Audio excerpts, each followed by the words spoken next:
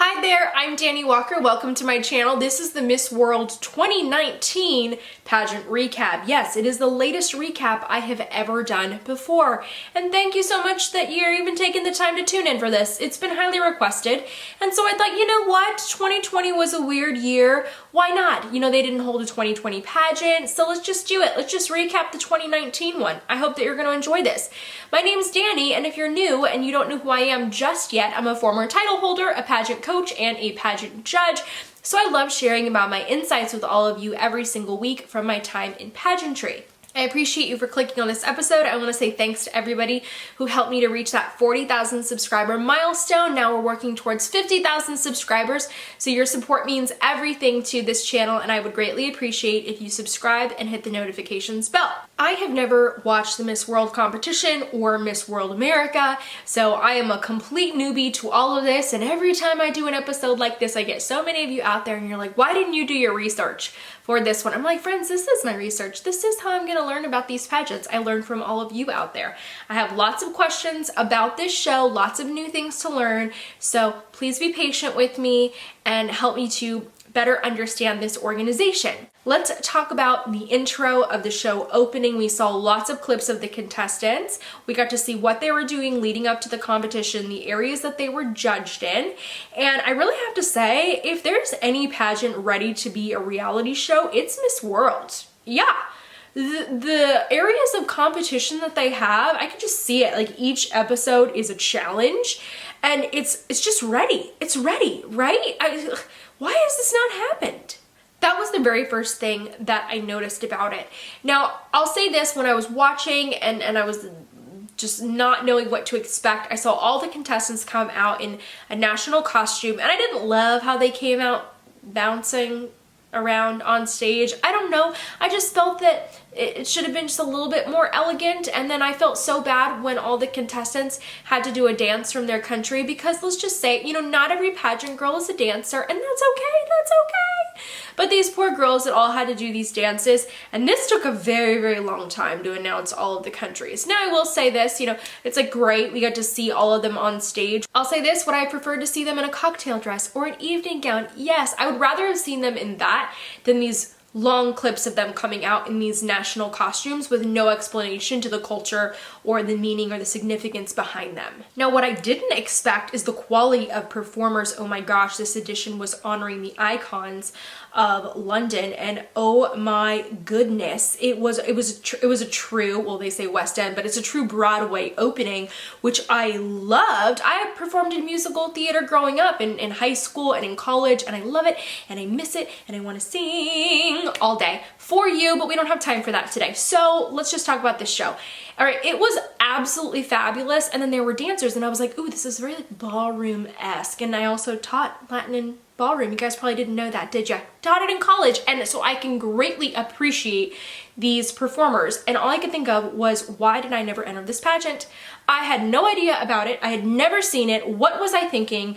You got a lot of you ask me, what pageant would you enter if it wasn't for USA? Man, okay, I think it would have been World. I think World would have been the one for me. Okay, the performances, the talent, yes, that's just it. So we went from a top 40, and I don't really understand how our 40 was chosen, down to a top 12. And at this point I was like, wow, things are really getting drug out. There's a lot going on right here. Now, I do love the emphasis on beauty with a purpose. I think that's really beautiful. I love hearing about what each contestant has done within her community and how she has helped her community, and that makes me really, really happy, because that's one of the best things I ever took away from pageantry, is it truly taught me the importance of serving my community. Like, I always knew growing up, okay, it's good to be a volunteer, okay, yeah, but pageants taught me how to get involved with causes that matter to me, and I think that so many of these young women are going to be taking that away. Friend, if you are watching on a mobile device, please do not forget to screenshot this episode. It's the easiest way to support the channel. Please share the channel by just screenshotting this, post it on Instagram, then hashtag and tag me at Dani Walker, and follow me as well. I greatly appreciate your support. Now, the other areas of competition that compiled the score were sports. Oh, I would have been terrible in that, but you know, done my best. Top model, okay, like a little bit like America's Next Top Model situation. Talent, love it, and multimedia. I love this because when you add all of these different scoring components, you're going to end up with a well-rounded queen, but also you're going to be able to help these young women showcase their different talents or strengthen talents or develop talents that they didn't know that they even had. And I think that that's brilliant. I think it's beautiful. And I think it just makes the show so interesting. They also had head-to-head, which is some sort of speaking competition. So I'm not exactly sure the rules of all of these things or how they worked, but if any of you want to explain all of the prelim scores or how that is broken down, then just leave that in the comments below. I would appreciate it. I will also say, wow, their queens are so naturally beautiful. And the interesting thing that struck me about this pageant, aside from the beauty, is that the quality of gowns isn't on par with Miss Universe, in my opinion. The gowns are, you know, like, they're beautiful. Like, there's few and far between that you're like, oh, wow, that's so different, that's so unique, right? But what's kind of cool about it is I didn't really feel like this huge emphasis on a couture gown. So you get to see these queens that are winning, and I'm sure many of which are still wearing a couture expensive gown, but I still think that there is room for countries that we don't always see placing at Miss Universe to place at Miss World because of this, because of that lowered standard of the evening gown quality. Now, we went from our top 40 down to our top 12, and I took note of a few contestants when I was looking at the top 40. India really blew me away, Nigeria in that green, France, China, I had Jamaica, who they actually missed her at the beginning of these announcements. I liked England, Denmark, Kenya.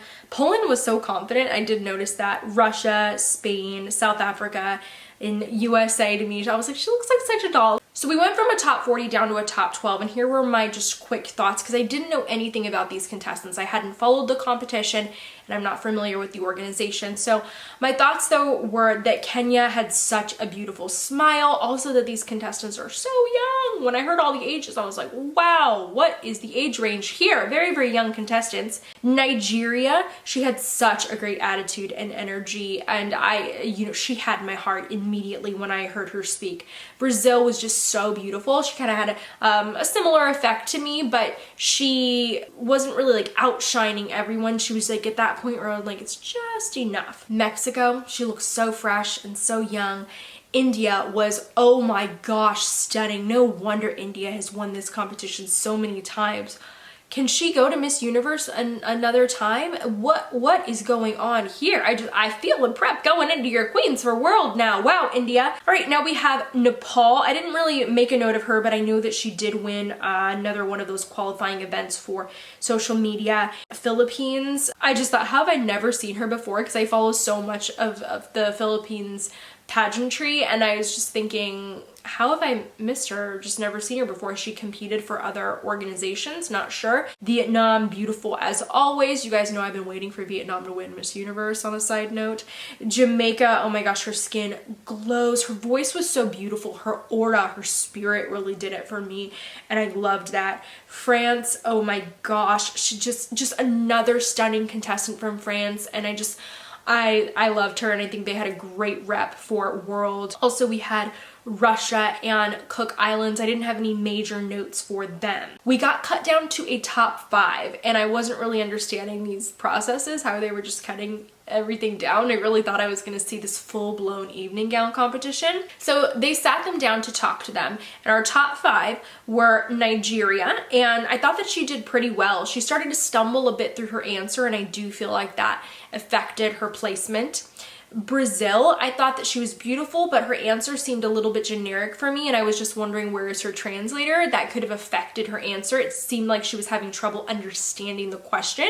So I was like, why didn't they have a translator up there for her? Then we have India. She spoke very, very well, but she did seem to recycle some of the material she mentioned earlier in the show, and I was like, ooh, that's coming across as coached. And then Jamaica, oh my gosh, she was confident. She didn't stumble when she spoke. She had this beautiful humility about her, and when Piers Morgan spoke to her, it was like you wanted to hear more from her. The timing of it, she was just so personable and so charming, and I was like, okay, done, Jamaica. Honestly, I feel like she must have been such an easy pick for the judges. I can only imagine how great her interview went. France, loved her. I like that you could see a lot of her humility and her sweetness, and I think that the only difference between her and Jamaica would have been that Jamaica really had a little bit more personality in her top 5 answer, and I think that's what helped to edge her out. Now this really threw me for a loop. Jamaica got to sing right before crowning. I was like, what is going on? She has an incredible voice. Clearly talent is a part of this pageant. I'm not sure what role it plays, but I don't know if the contestant who wins the talent portion gets to perform every year before the top 5, or is the talent winner typically in the top 5 at the pageant? Please let me know the history of this. I'm very curious about that. Then they did a group song. Does this happen all the time? How was this coordinated? Oh, fabulous. Wow, look at all that talent. Our placements were: third was India, second was France, and then queen and first was Jamaica. As it should be. I just felt like they did a really, really great job selecting the placements and the title holders. And then I have to say, I love the crowning music. It was very like Disneyland-esque, which I'm a fan of. I just have to give an extra note for Nigeria. Everyone should be Nigeria. That is the reaction we should have when our sister queens win at a pageant. It was so beautiful. Honestly, that made me tear up during the show because I was like, her heart was so beautiful. Now our Continental Winners, they were announced after the crowning, and I thought that that was actually really, really smart. Have you ever watched a pageant and they're announcing award after award after award and everybody's bored and everybody's like, I just want to go home, I just want to know who the winner is?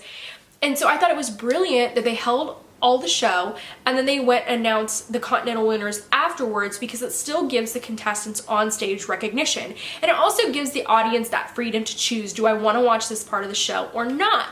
And I mean, like, I would assume most people wanted to watch because they're still rooting for their contestants. So they had Continental Winners. For Africa, it was Nigeria. She had the highest score for her continent. For the Americas, it was Brazil. For Asia, it was India. For the Caribbean, it was Trinidad and Tobago. And for Europe, it was France. And then for Oceania, it was, for the first time ever, Cook Islands. I'm wondering if they get extra prizes. I do know that they get to do something with the new Miss World. They get to travel with her to some extent, which I think is so cool and so great. I like that they also gave the new Miss World an opportunity to speak to the audience right after the show. You don't have to wait for a press conference that only the press gets to go to, that not everybody gets to see. So I love that they did that. I think it's so smart. I think it's so good for the run of a show. And I was like, why aren't more of us doing this? That was brilliant. Brilliant. People still get on stage recognition and you still get to hear from your faves, but you're not signed up for a part of the show that you don't want to watch. So I thought that was really, really great. Overall, incredible show. The performers for this pageant were just, they were truly world class. And this is a really, really great competition. I really enjoyed it from what I saw. I didn't watch the preliminary competitions. It's a really, really well-rounded competition. It seems very tough to win, just like Miss Earth, that has a lot of different elements to it.